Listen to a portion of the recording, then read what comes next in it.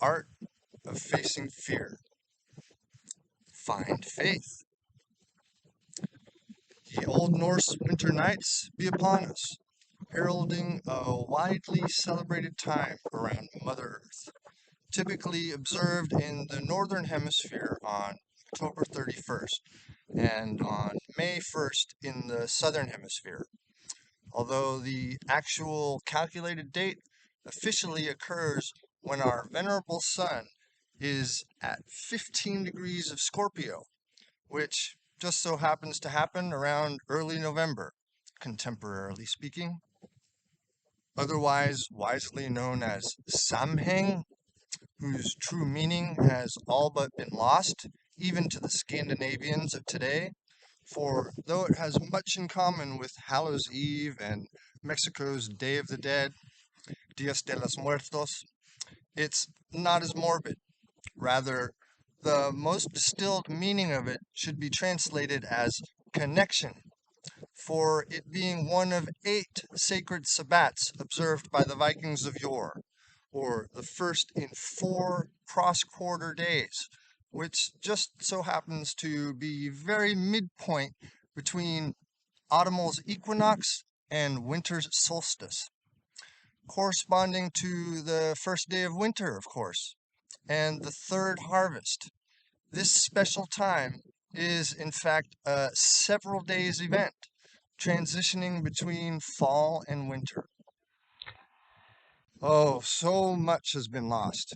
Yet, rest assured, I'm doing all I can to retrieve as much as can while still can.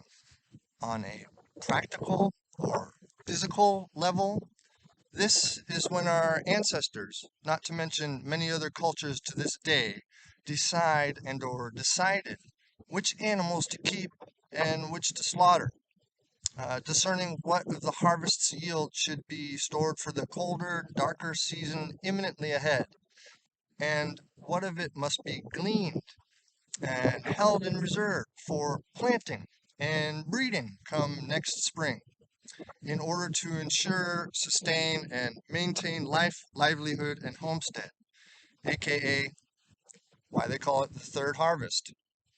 On an ethereal or spiritual level, this is when endings and uncertainties creep up as the limited light of longer nights presses in, naturally, likewise inviting the dark influences to join in the process as well, organically too, of course.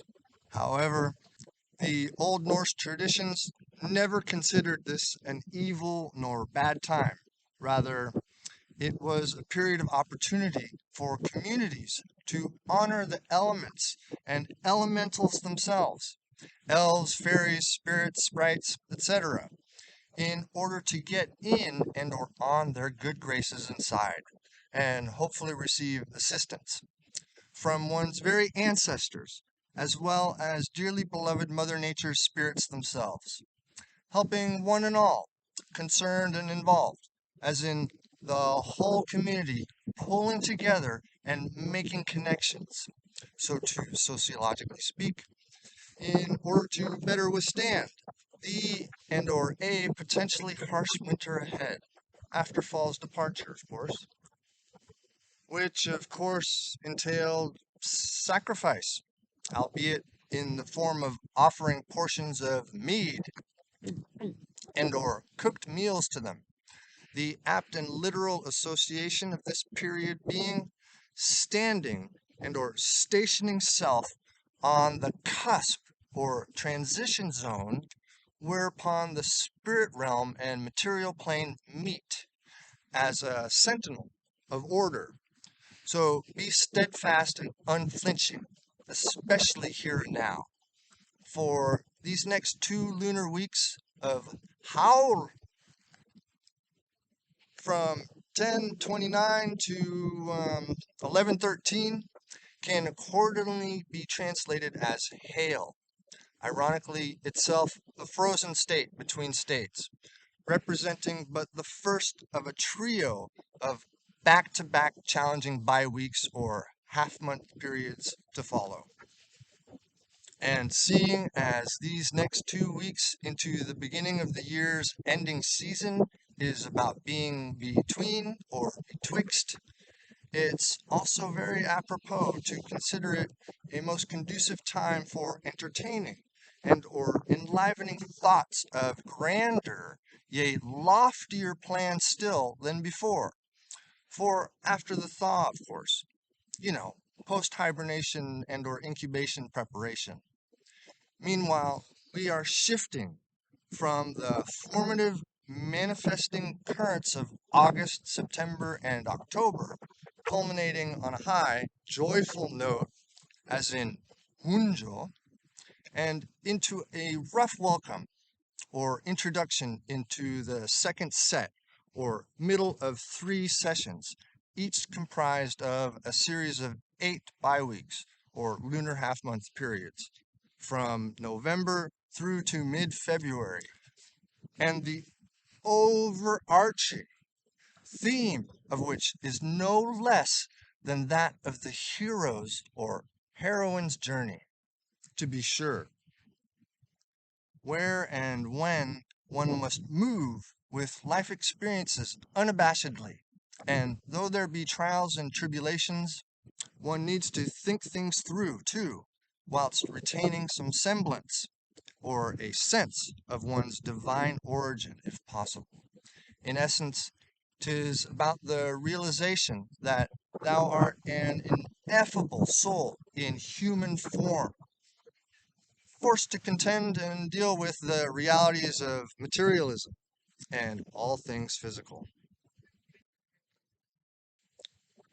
Besides being analogous to an estuary, penumbra, or the mere thinness of any meniscus or transition zone, as in the in-between area, this lunar period portends an otherwise jarring process or period of changing from one condition or state to another.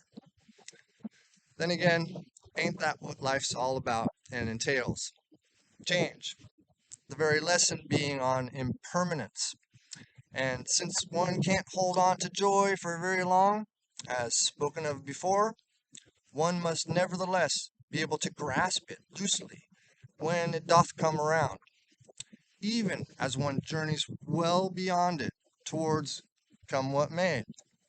Hence, the sheer importance of cultivating mindfulness, because feelings brought on via such a catalyst ultimately etch themselves into the very fabric of one's being, or body, mind, and soul, in which case the habits one exercises is and are tantamount to working for or against supporting one through given changes, where personal reactions and degree of self-care or awareness thereof should be thine prime concern and consideration when it comes to grappling with irrational fears and coming to grips with the unknown. Viking teachings via the calendarized staves of the elder Firthark regarding this time of year was and is about the specter of uncertainty, which used to be and yet still is for far too many palpable and very real reality in life's challenging extremes. And so it appears the lessons learned long, long ago are still befitting and would serve us well today, since it seems most or many have lost touch with nature itself, unappreciative of how those states of being relate to this particular part of the season and one's very own growth and development. But that's because we as a species have become so complacent, some to the point of indifference, living a climate controlled and sterilely neutralized life, denuding one's very instincts and intuition in the very process, as the sorry trade off for shame and sad, just for an utterly false or unrealistic sense of tentative security. And yet, in spite of those creature comforts, not to mention the escalation of same, of so-called conveniences our ancestors didn't have, people are still stressed, strained, and starving. if not more so than long before. So it's no wonder this colder, darker part of the year manifests a spectrum of clinically recognizable stress responses, even though your worries are not as genuinely dire as our forebears were used to. And that's for damn sure. Even when considering the horrible advent of collective trauma wrought by a prefabricated virus, accidentally or purposefully set free, exacerbated all the more by the few wealthy and well-to-dos profiting and squandering so much off the increased misery of scores more. How petty to say the least, or my name ain't Tom. Our plight is now that of a slow, prolonged, life-supported, indentured suffering of servitude in perpetuity. Don't you see? Fortunately, there is a remedy in terms of dispelling the darkness and despair. And it's akin to, and yet different than, belief or hope, for it is a solemn promise or undertaking in and or towards something grander and greater still than what's known, as in giving the increase, nevertheless, aka faith, the brilliant light of which holds the unknown with highest respect and utmost regard, to setting one and all free once seen. Again, 'tis the age-old hero's journey after all. Or don't and didn't you know?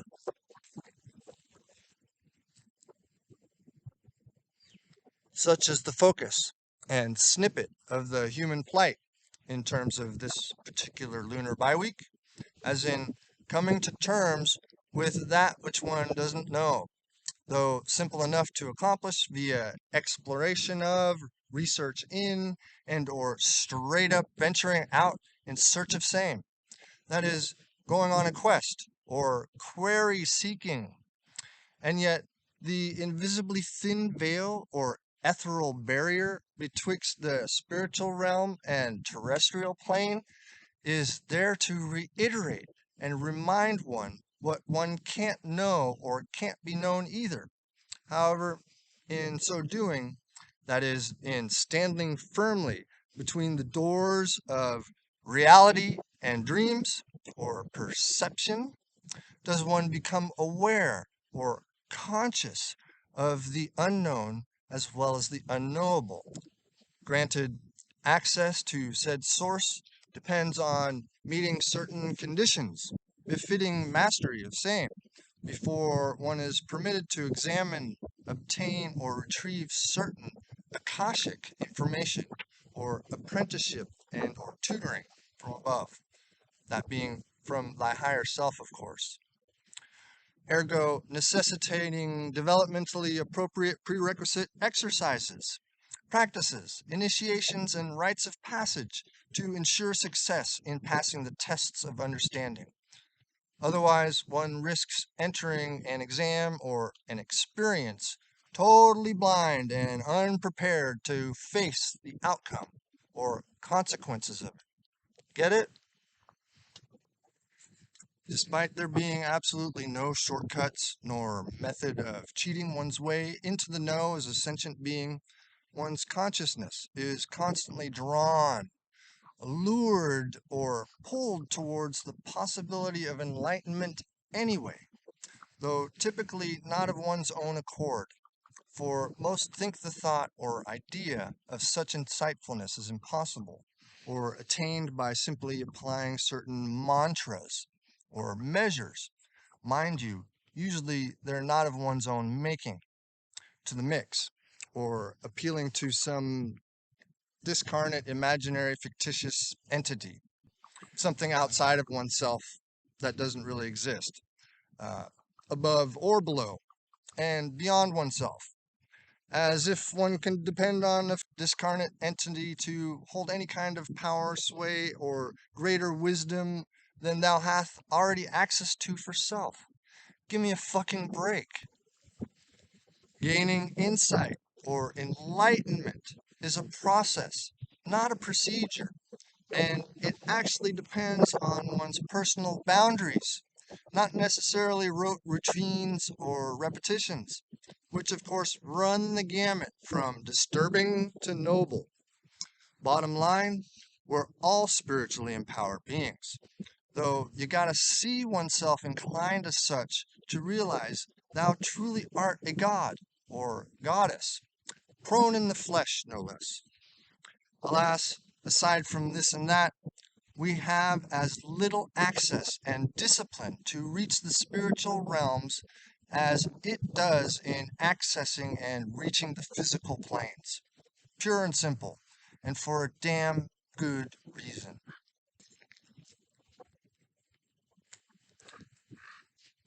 For the sole role of spirits, elementals to deities alike, is to keep their charges in balance, harmony, and order with all of the rest, maintaining emotional detachment whilst remaining objective wards of same.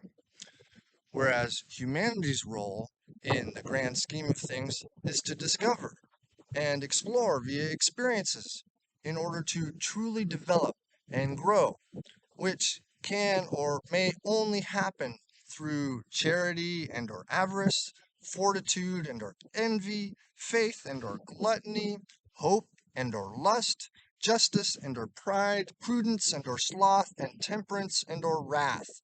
Ultimately, everything but detachment, for that's just wrong and doesn't work at all.